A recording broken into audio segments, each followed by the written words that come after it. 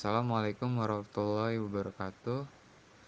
Sebelum saya presentasikan materi, saya akan memperkenalkan kelompok saya, yaitu ada Rido Kurnia Putra, ada Dimas Adiansyah, ada saya sendiri Rizky Dwi, ada Taskia Amalia Zahra, dan terakhir Muhammad Bayu Zulfikar. Pengertian distro Linux adalah sistem operasi yang dibangun dari Linux kernel. Fitur khususnya adalah GNU Utility. Sejarah Linux. Linux adalah nama yang diberikan kepada inti kernel sistem operasi komputer bertipe Unix yang pertama kali dikembangkan oleh Linus Torvalds dan dirilis pada 5 Oktober 1991. Linux merupakan salah satu contoh hasil pengembangan perangkat lunak bebas dan sumber terbuka utama, seperti perangkat lunak bebas dan sumber terbuka pada umumnya. Kode sumber Linux dapat dimodifikasi, digunakan, dan didistribusikan kembali secara bebas oleh siapa saja. Kelebihan dan kekurangan Linux. Kelebihan Linux. Pengembang terus memperbarui agar Linux bisa bertahan sesuai dengan perkembangan zaman. Salah satu kelebihan dan kekurangan Linux adalah bersifat open source, yang tentu bisa diakses secara gratis oleh siapapun, tetapi karena gratis itulah perlu penyesuaian dan proses pembelajaran agar bisa menggunakan Linux dengan optimal. Kekurangan Linux sebagai sistem operasi yang tidak begitu dilirik pasar dan orang awam, kehadiran Linux tidak banyak mendukung aplikasi yang banyak dibutuhkan orang, misalnya aplikasi pengeditan video, gambar, desain, dan sebagainya.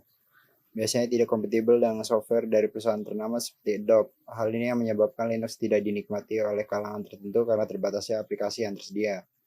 Red Hat. Red Hat adalah perusahaan software terkemuka yang bergerak di bidang perakitan komponen open source untuk sistem operasi Linux dan program terkait. Red Hat adalah salah satu perusahaan pertama yang menyadari bahwa perangkat lunak free dapat dijual sebagai produk, hingga kemudian perusahaan ini membuat produk dengan basis pengembangan dan salah satu yang sangat populer dinamakan Red Hat Linux. Kelebihan Red Hat Linux: instalasi mudah, memiliki antarmuka untuk konfigurasi sistem, aplikasi inbuilt yang lengkap dan stabil, memiliki dukungan kompatibilitas yang baik, jaminan mutu yang baik.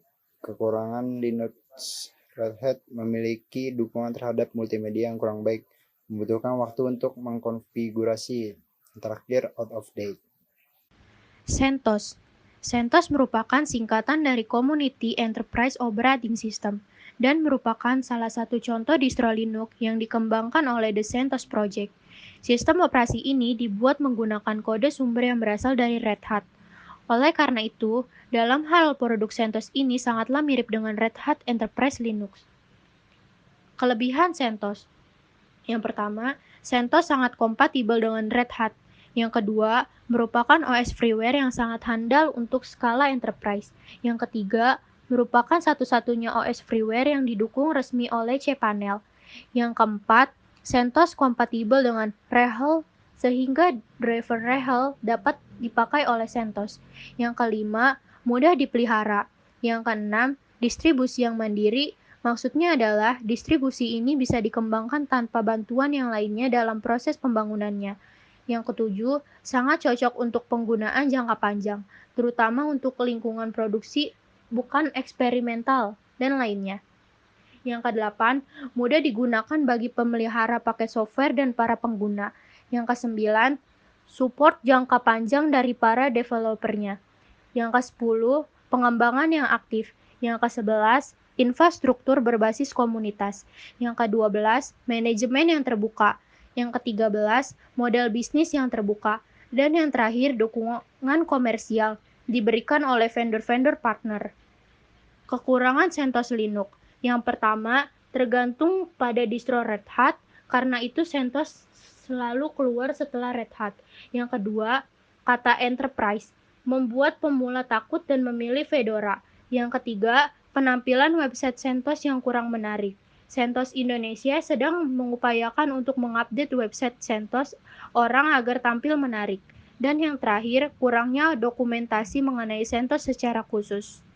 Untuk Fedora ini merupakan salah satu distro Linux yang dikembangkan karena disponsori dan didukung oleh Red Hat, namun dibuat oleh tim khusus bernama Fedora Project. Bahkan nama Fedora ini diambil dari salah satu karakter dalam logo Red Hat. Itu sendiri sama halnya dengan Red Hat, sistem operasi Fedora juga menggunakan sistem RPM Package Manager.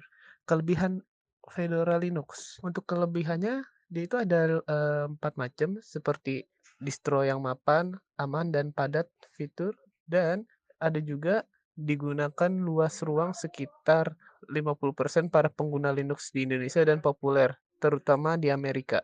Keempat, dukungan yang baik, inovatif, desktop yang bagus, tool konfigurasi, tingkat terus untuk yang terakhir, tingkat security yang baik, dapat paket Linux Security and Cat Linux. Dan untuk kekurangan Fedora Linux, satu, tidak stabil Debian atau Slackware untuk server. Kedua, tidak semudah dan semutakhir atau Mandrake untuk penggunaan desktop. Fedora ada distribusi untuk keperluan umum dan untuk yang terakhir multimedia yang kurang secara default. Tidak dapat memutar format Windows Media MP3 atau DVD.